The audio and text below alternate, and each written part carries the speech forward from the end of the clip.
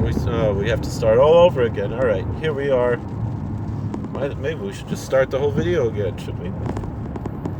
Valentina Beketcher. Discussing here this issue, though, of the dogmas of Judaism. At what point is someone no longer part of Klal Yisrael? There has to be a point. I think most people will accept that if someone accepts another religion, they're not part of Klal Yisrael. It doesn't mean they become a Gentile, but they're no longer a Jew. But if that's the case, meaning if someone converts to Christianity, someone converts to Islam, and really means it as a true conversion, I don't mean someone who's forced, the cases like the Rambam's talking about, the forced conversion to Islam. I'm talking about someone they really believe that the Torah was corrupted, like Islam claims, and that the Chas v'Shalom, that the Quran is the real true word of God. God forbid that it's superior to the Torah. Then they're no longer Jewish. Now, I'm willing to say that there's beauty and even parts of truth in Quran and Islam, Christianity, and so forth. But Judaism is the real truth, and the others might have, as Bishop Fulton Sheen used to say, pieces of the pie, as he believed that his Catholic faith contained the whole pie, and other faiths contain pieces of the pie. I believe Judaism has the 100% of the pie, and the other faiths have pieces of the pie, and they're missing the whole thing. That's the essence of what we're bringing out here.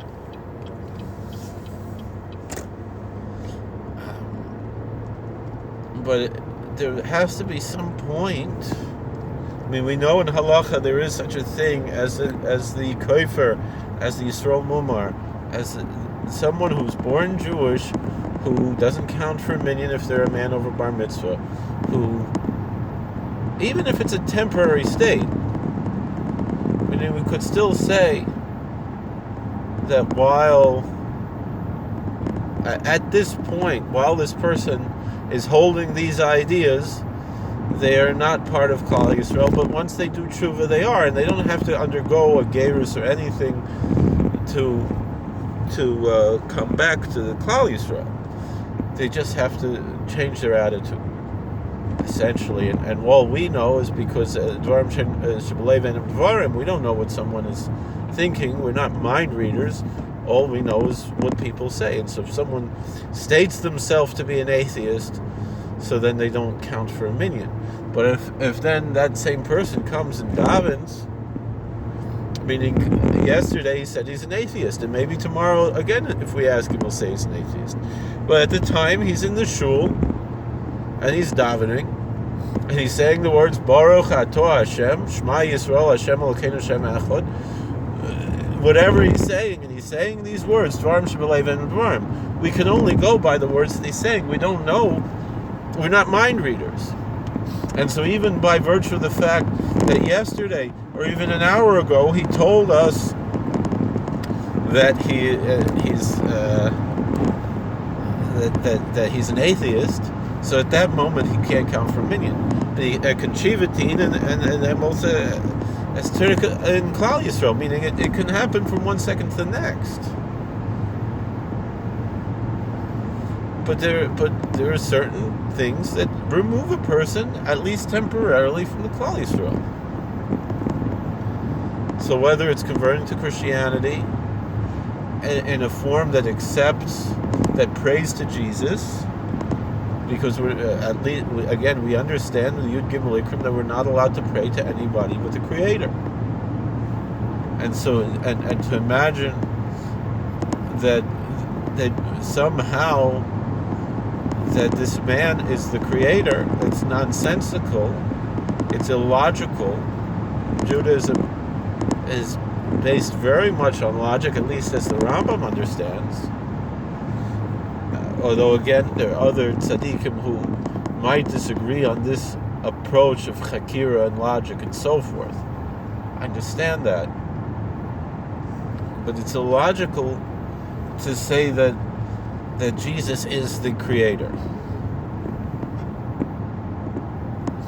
And therefore he is worthy of prayer.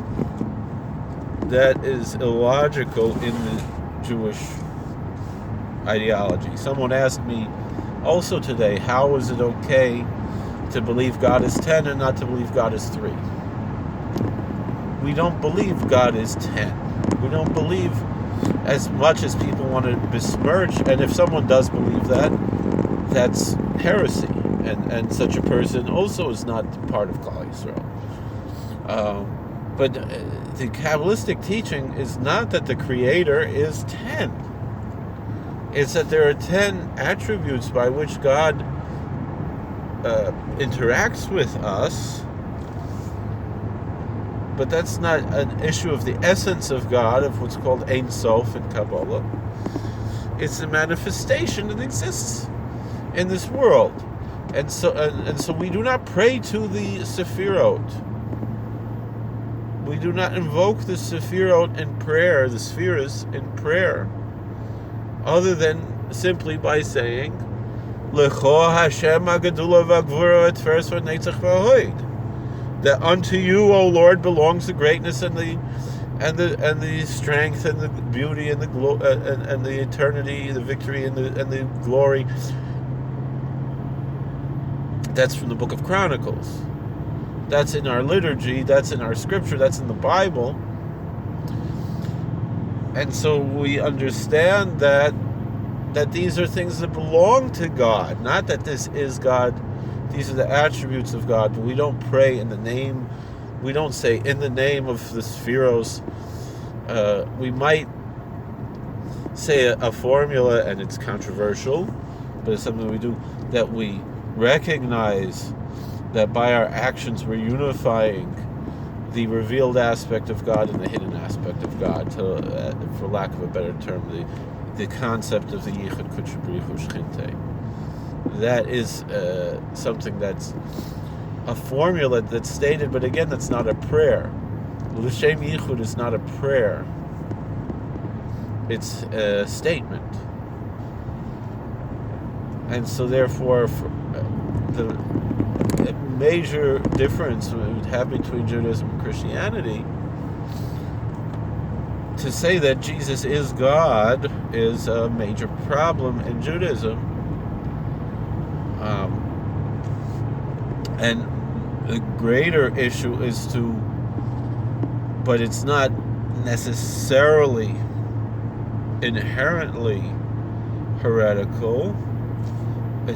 It could be something that would fall under the concept of a false doctrine that's not heretical, although it's difficult to say that. But most definitely, it's to pray to Jesus is most definitely an anathema in Judaism.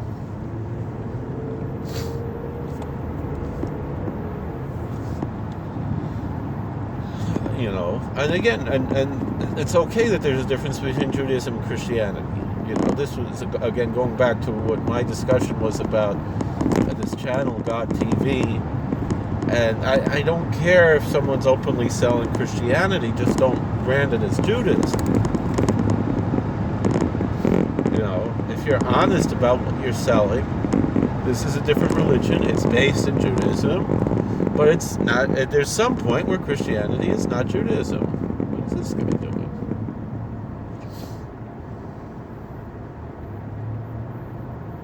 You know, there's some point where these two religions are no longer the same.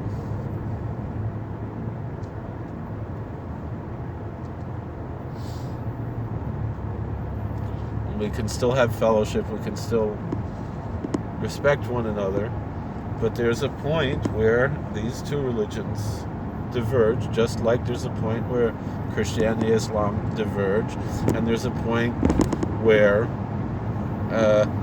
according to most Christians, where Mormonism, for example, is no longer Christianity, or Jehovah's Witness, according to many Christians, is not Christianity, because there are major theological differences between little O Orthodox Christians, which would include the big O Orthodox Christians, of course, and the Mormons and the Jehovah's Witnesses and a lot of these other groups.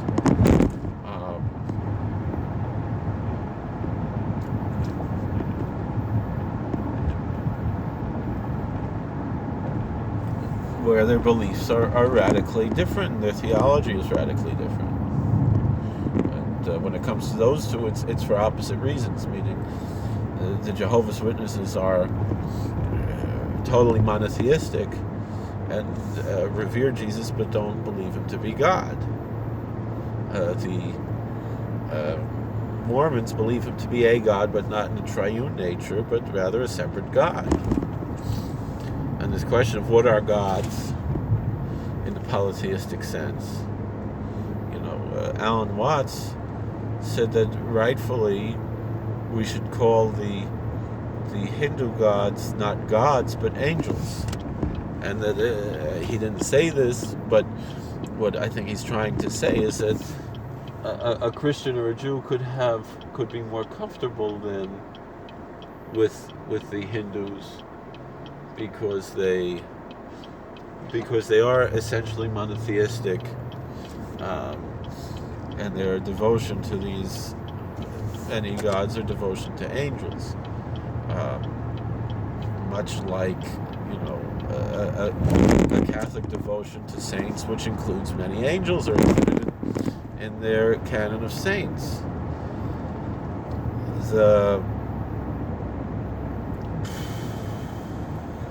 This is not going to be the proper video for this Quora response.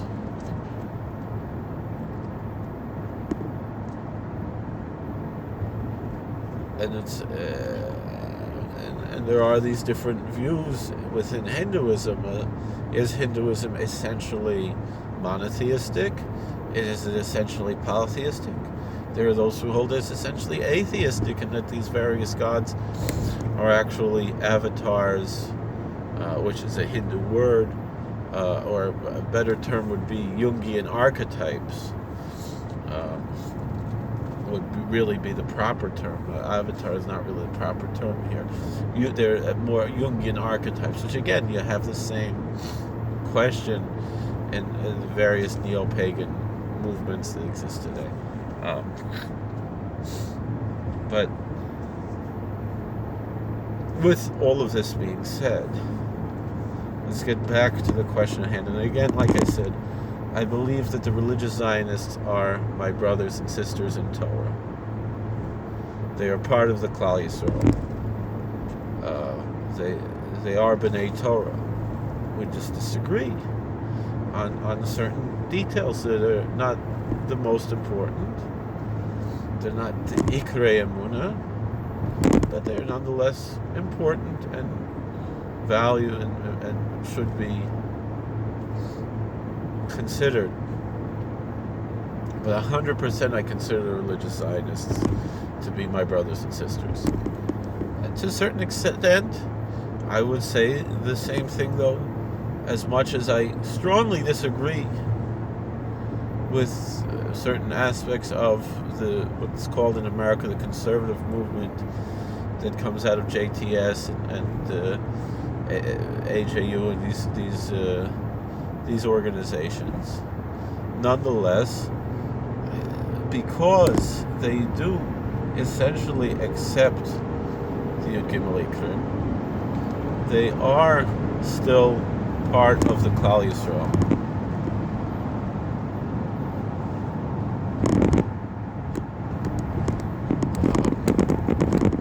Reform, because they deny the resurrection, perhaps go a little bit too far, although there are most likely some good Jews that are part of Klal Yisrael that just out of ignorance or out of necessity or weakness find themselves in Reform temples. And so I'm not saying that everyone who's a member of the Reform movement is a heretic. There is possibility that they are also part of Klal Yisrael, but the stated ideology of the Reform movement that denies the resurrection, that denies a personal Messiah, that denies Torah min Hashamayim, is essentially heretical.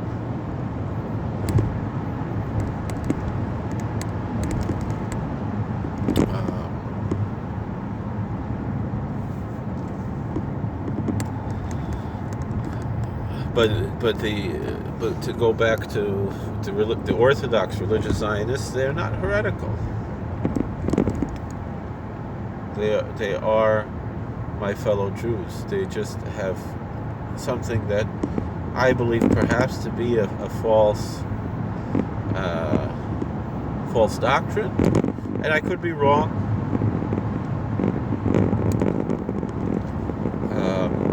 But logically speaking, logic seems to dictate to me that the anti-Zionist stance is the most valid stance. I don't follow and accept the anti-Zionist stance merely because the Satmar Rebbe said so. And the Satmar Rebbe didn't want us to do that. You know, this isn't Lubavitch or New Square or one of these cultish groups that blindly follows a Rebbe. Satmar Rebbe, first of all, he was a Rebbe just because that was something he did on the side. His main thing was he was the Rav, and he was a Shiva. And on the side, he took Kvitlach and Firda Tish. And people should understand that's who Satmar Rav was. Meaning he was a classical Hungarian Rav who happened to inherit some Hasidische minhagim.